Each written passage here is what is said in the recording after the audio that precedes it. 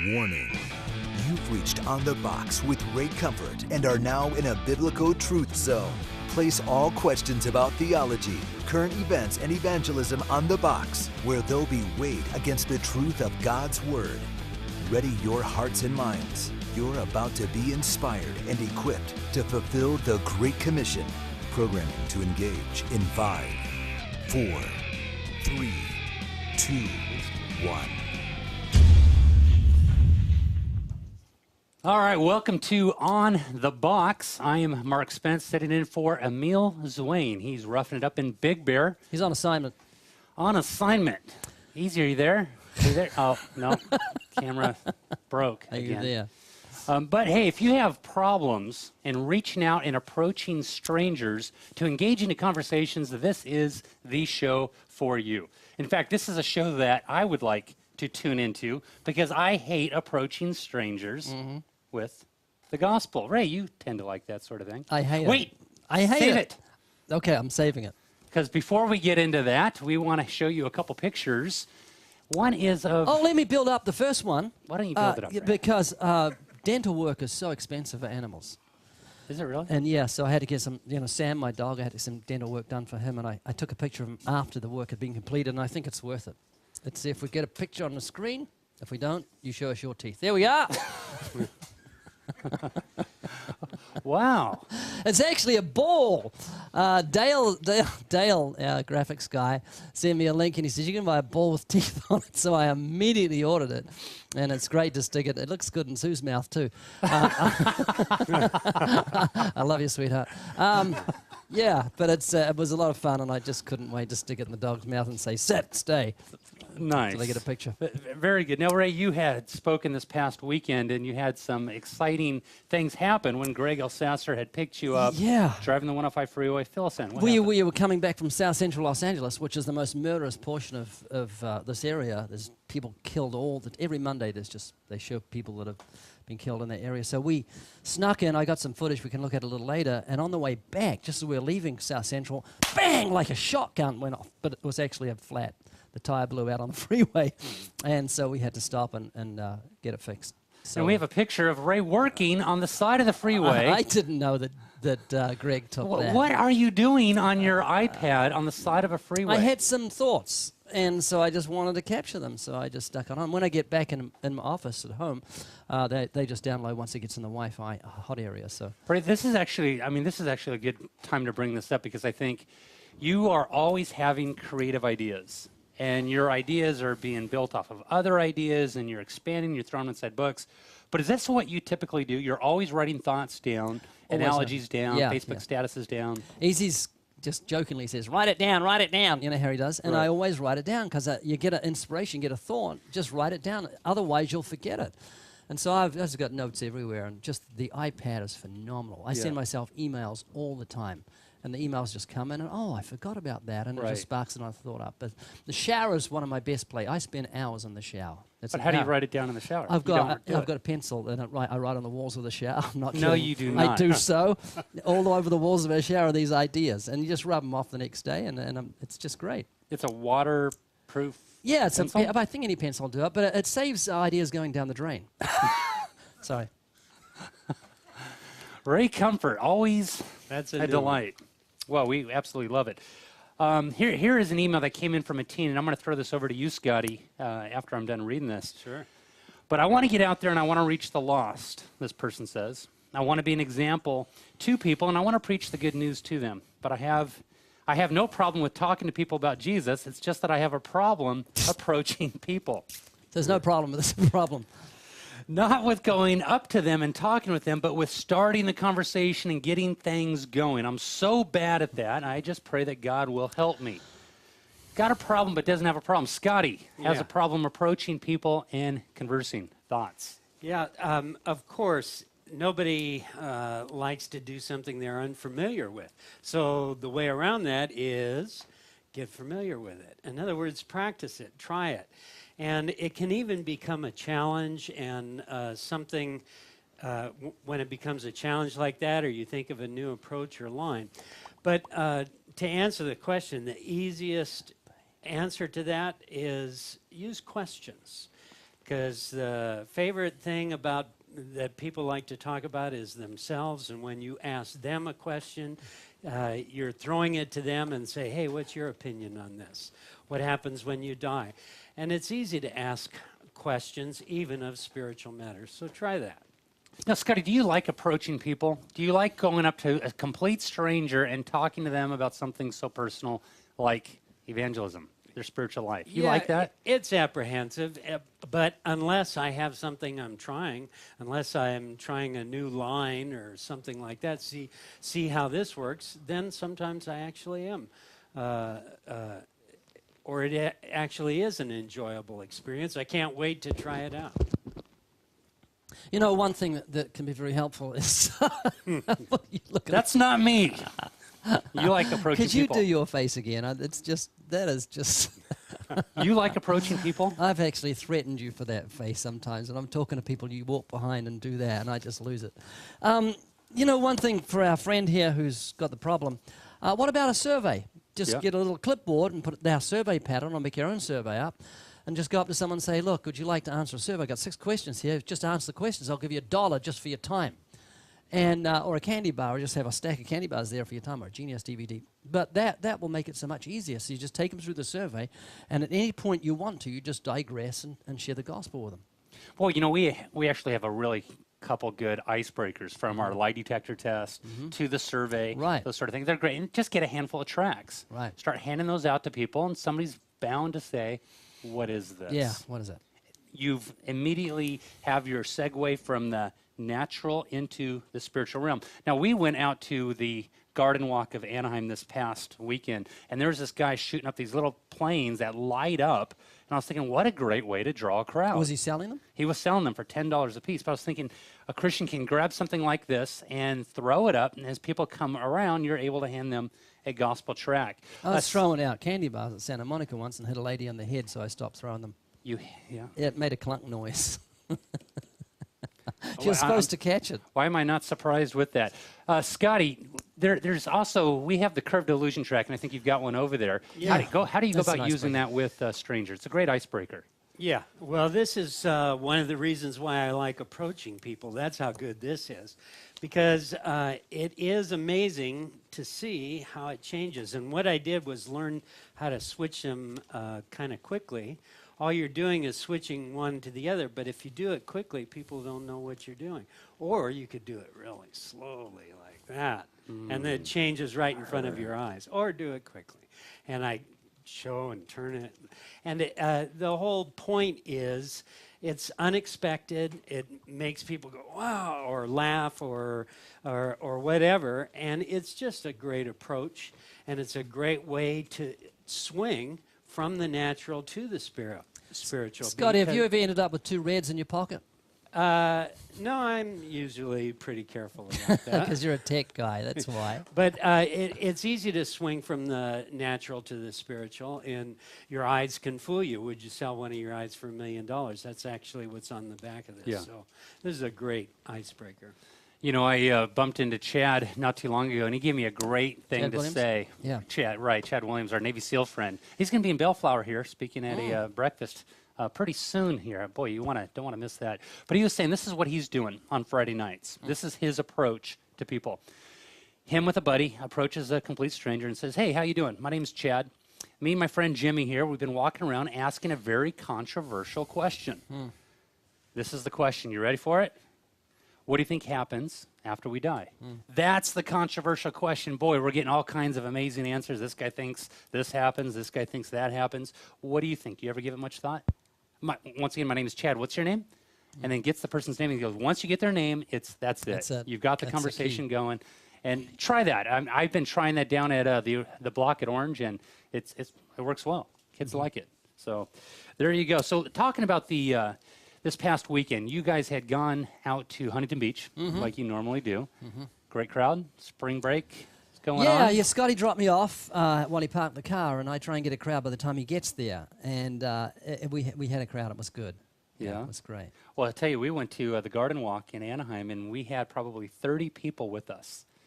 Crowds draw crowds. 30 people 30 came people out. with us came out. What was the to catch? try to support us. Some pizza, barbecue. I think because Easy was there. Oh, was that it? Yeah. Boy, that guy draws a crowd like nothing. But Easy was there, and I was there, and we had 2 people from the high school group that open air preached for the first time. And guess what?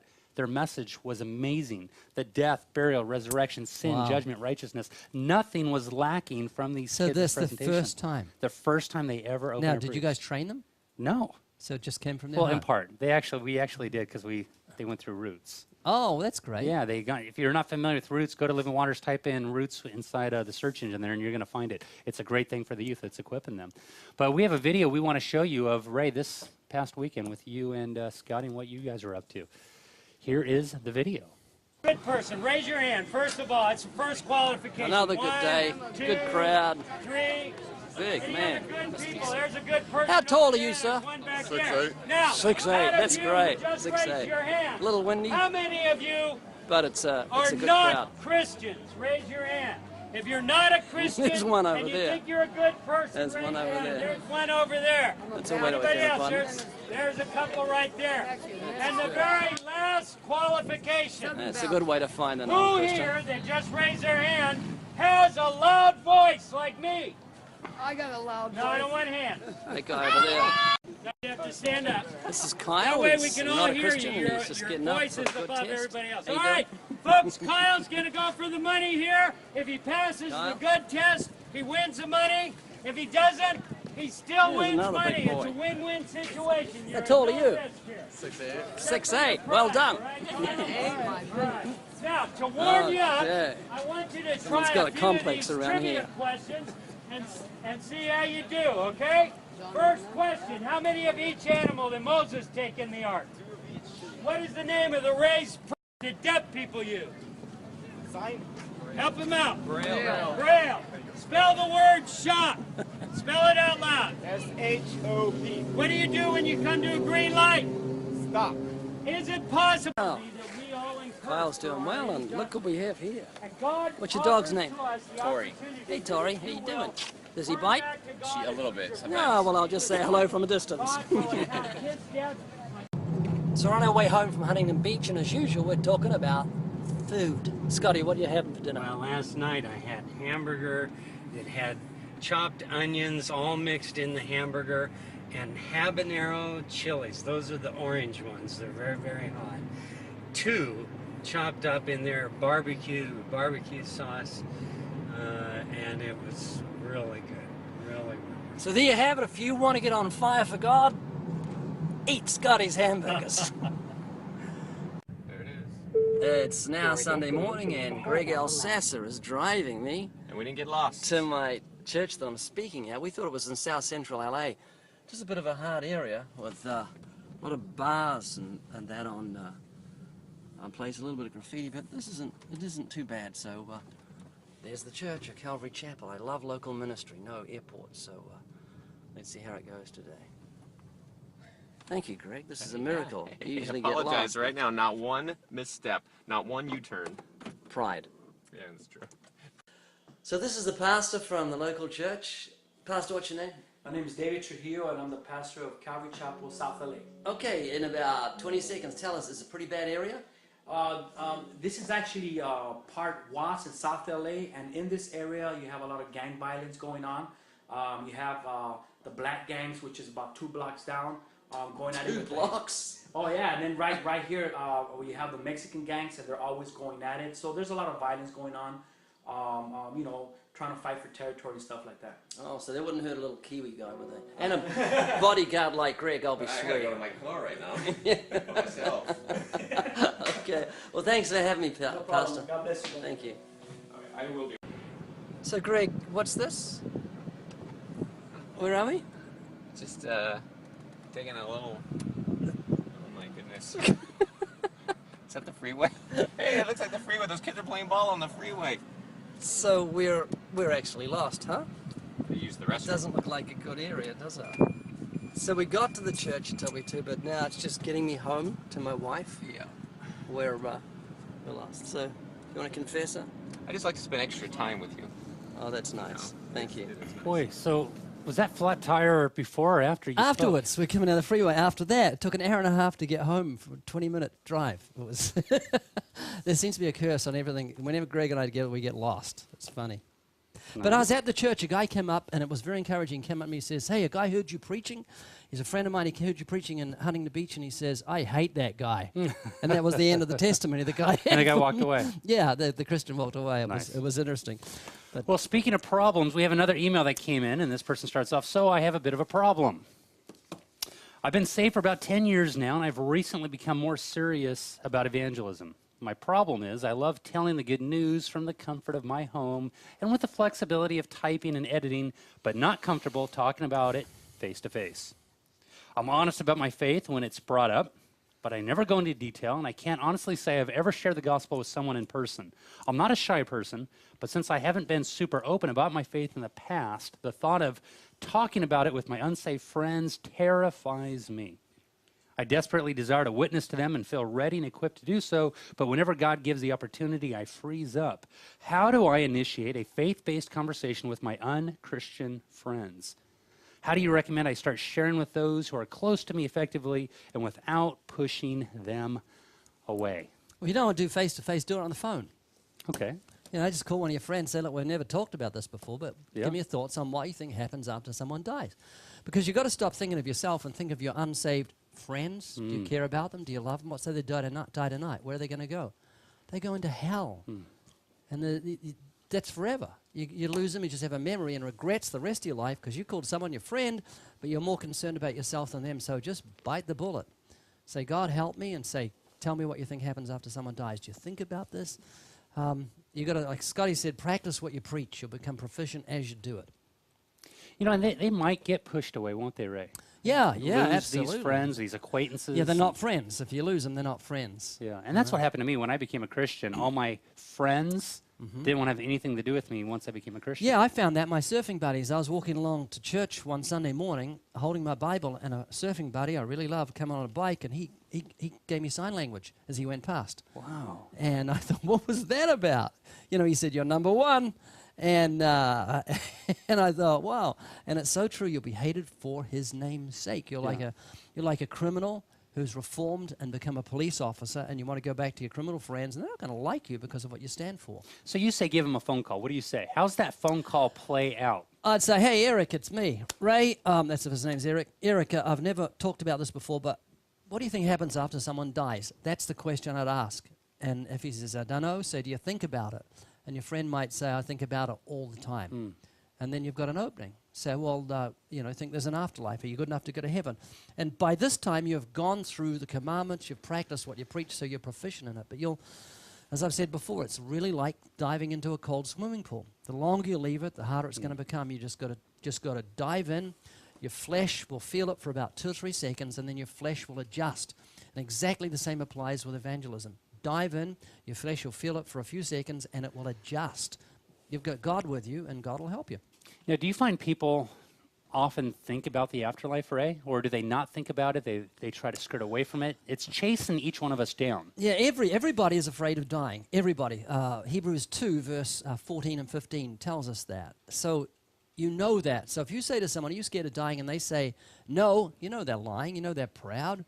Yeah. And they don't want to die. Crazy. They want to live. They're going to. And what do you say at that point? "No, I don't think about death. I'm not afraid of dying." I say, "I don't believe you." I say, "I've got an inside source telling me that you're terrified of dying, and you're proud to admit it." This morning I was interviewing a guy. I said, "Are you afraid of dying?" And he says, "Yeah." Yeah. And he wasn't a Christian. And I said, "Well, that's good because that shows you want to live, and fear is good. If you're on a plane, it's fear that makes you put a parachute on. If you're 2 feet from a 1,000-foot cliff, fear tells you to pull back." I said, "Fear's your friend. It's not your enemy. So listen to your fear of death and let it open your heart to the things of God." Scotty, when you became a Christian, how long did it take for you to tell your family and friends about Christ? Was that a comfortable thing for you to do? I guess I was a bit like Ray talks about it at the beginning, where you jump out there and you're trying to change the world. And but as you mature in Christ and stuff, you realize maybe you're not doing all the good you think you're doing. But back to this, the way this person started out, so I have a bit of a problem. Boy, that reminded me of the new video that we just came out with. You can go to Living Waters and watch it. I have a problem. And it's a prayer, somebody going to God in prayer and realizing, hey, I have a problem, but before I pray about this, let me pray about all the other unfortunate people, and suddenly they forget their problem. If you'll have compassion for the lost and you'll think about those things that are really most important, it'll your problem, your fear problem, will just fade away. Yeah. And suddenly their need and their desperate peril will override and overcome all of your looking at yourself and saying, I can't do this. All of that disappears, especially if it was a loved one. You would, even though it were awkward, you would say something, you would do something about it. And again, use questions. Yeah. Questions, throw it to somebody else. And you'll find all kinds of springboards out of that, and it'll be much easier. It's just an easy way to go from the natural to the spiritual. And one last thing is sometimes just giving your testimony in a third person. I was uncomfortable with this. I didn't know what was going to happen when I died. I thought I was a good person. Things like that. Talking about yourself and being an example and relating to the issue that way. This is going to sound like a harsh statement, but I'll qualify it in a moment. But there's no room for cowards in Christianity. And the qualification is, would you like a coward to be part of your firefighting force? Wow. You would not like a coward in those fires. You want a man who's going to climb a ladder and rescue a woman and kids. He's going to bash down a door. And we're likened to firefighters as Christians. And the reason there's no room for cowards is because God is with us. And that's why God rebukes so many who were fearful. That's why Joshua and Caleb were commended and allowed in the promised land, because they saw the giants as grasshoppers and everyone else was scared. Why should we be scared if God is with us? We've got the Holy Spirit to help us. Revelation tells us Yes. in chapter 21 that all cowards will have their part in the lake of fire. Yeah, that's fearful. That is a very fearful thing. I think for me, real quick and simple, I would call up my friend and say, hey, can we go get a cup of coffee? We haven't hung out for a while or whatever it may be. And I would just throw it their way and say, I've been thinking a lot about spiritual things. I don't know if you knew this or not, but I'm a Christian. Do you ever give it much thought? What do you think happens after we die? And like Scotty said, and like Ray had said, just let them begin to talk, at that point. And they're eating, you're eating. It's a jovial time, and you can laugh and you can be serious all at the same time. But get that weight off your shoulders. Yeah. For sure. Absolutely. Don't want to miss that. We have a video that we want to show you from our good friend Tiffany Gelpy from the Change Collegian Network. What's the name of it? Change Collegian Network. Tiffany, you haven't got any idea the problem you caused by calling collegian. Before we had a debrief before the thing, Mark and Scotty were going for about 4 or 5 minutes. Is it collegian or college? I've never heard of that word before. Collegiate sounds a little bit like some sort of medicinal drug. Do you have your collagen? Yes. Well, let me say this, that she's doing an amazing job, and she Certainly is out on the front lines. She's raising up a team of leaders, people that are doing it. They're rolling up their sleeves. They're running into the houses on fire, if they would, Yes. and they're asking people, hey, what's going to happen after you die? And they're ready to engage the culture. I applaud her. We all do. We love you dearly. We thank God for your ministry. And we have a video that we want to show you dealing with a mission trip. So here we go. It's a feel-good video. There it is. Hey everyone, this is day number 3, CMT. We went to Brooklyn College. I was able to witness for the first time to a Muslim. His name is Assad. He said that he started believing in good works and things of that nature. So I gave him the law. I also talked about the gospel. And in a sense, I also gave him a Case for Christ book and told him that Jesus Christ exists. And I just want to tell everyone that basically, like, don't fear, don't be fearful, and just go out there and preach the gospel. Because I didn't think I could be able to preach it, but I went out there. Woo! So I walked up to a group of 3 people. As soon as I went to hand out a tract, one of them would not take the tract. He said he was an atheist. He doesn't believe in God. By the time the conversation was over, he was really open. He understood what the gospel was. He actually asked for the tract back, took the case for Christ, and actually turned out well. So in short, be willing to listen to people. People have things to say, so just listen. Don't beat them over the head with the Bible, but also don't be scared to share the gospel and tell the truth. Today I got to witness to a young man named Timothy. He'd never heard the message of Jesus Christ. He didn't own a Bible. And after I went through the gospel with him, he was very excited, and I gave him a Bible, and he was like, "Oh, you're like a messenger." He was so excited. It was so sweet. You know what? Just because they're in the United States doesn't mean that they've heard of Jesus or they've read a Bible or they own a Bible. So go out and share your faith. I got to share the gospel with a young man who was a Seventh-day Adventist, and he did not know the gospel. He was like, I know I would go to hell tonight if I was to die because I've broken God's law. And so I got to sit down with him, open the Bible, and go through all the scriptures that God explains how you can be saved by faith alone in Jesus Christ. So don't be afraid to sit down with someone and go through the gospel with them, even opening the Bible to show them the truth of the scripture and how they can be saved and trust in Jesus. So go out and share your faith. So today, Jasmine and I got to share the gospel with a young Muslim girl. She had the hijab on, and usually in situations like that, you can get intimidated, thinking that because they're Muslim, they won't listen to you. But instead, she stayed to listen to the entire gospel. She actually told us that she heard about the law, and someone online was actually giving the good person test, someone that encouraged her. So we asked her who it was, and if he had an accent, and she basically pointed to race. So that was an awesome encouragement, because after that, we got to share my testimony with her, which is me being an ex-Muslim, and she actually was receptive and took a New Testament.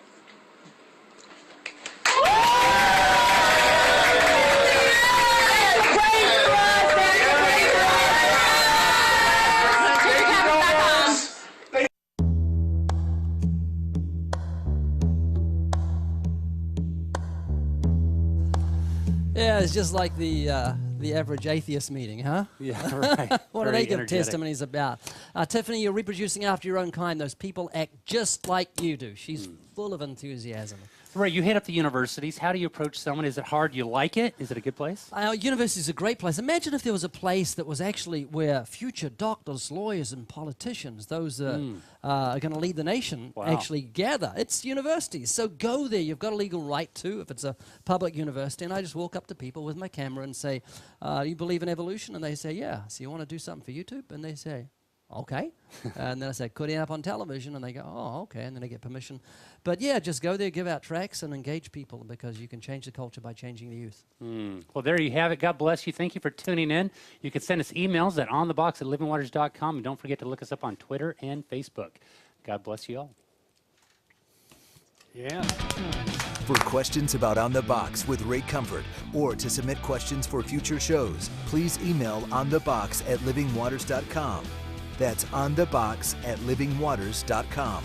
On The Box with Ray Comfort is an outreach of Living Waters. For more resources to inspire and equip you to fulfill the Great Commission, check out livingwaters.com or call toll-free 1-800-437-1893. Now go and preach the gospel.